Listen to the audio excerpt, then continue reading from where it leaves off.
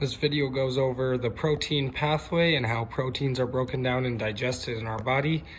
So first of all, proteins consist of amino acids, and this is an amino acid.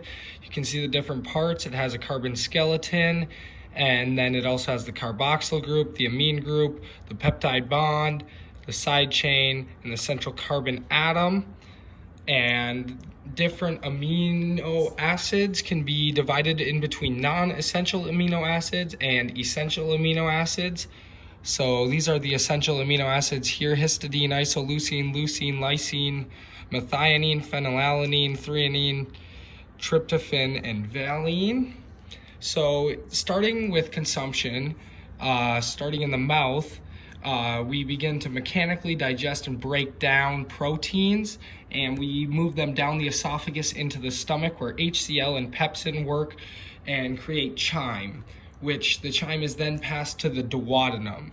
In the duodenum, S cells and I cells activate to travel through the bloodstream and travel all the way to the pancreas, where acinar cells and CCK signal the release of zymogens and HCO3- to the duodenum with bile. So then we move back to the duodenum, and that's going to bring us all the way down to the jejunum and the brush border.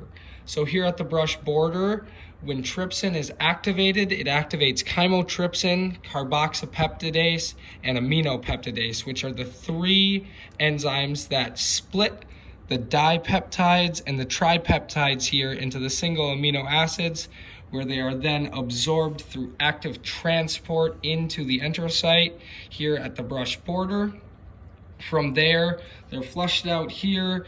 Again, same way they're brought in with the Na+ and the H+ pumps out to the liver.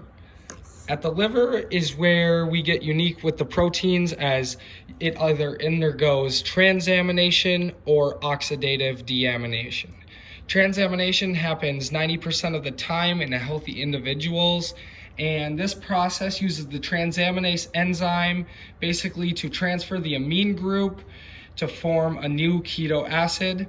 And in this process, the carbon skeleton is going to be used as immediate energy. The second of the two processes is oxidative deamination. This process happens 10 to 15% of the time in healthy individuals, and it's the total catabolism of the enzymes. And so this process is going to result and happen because you have an excess of protein intake.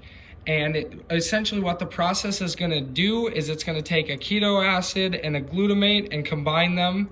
So the NH3+ and the H+ are going to form ammonium. So that's the ammonia coming and forming ammonium, which is then going to undergo the urea cycle, where it will be processed and either recycled into ornithine, arginine, or aspartate, and then flushed out of the body as urea through the kidney.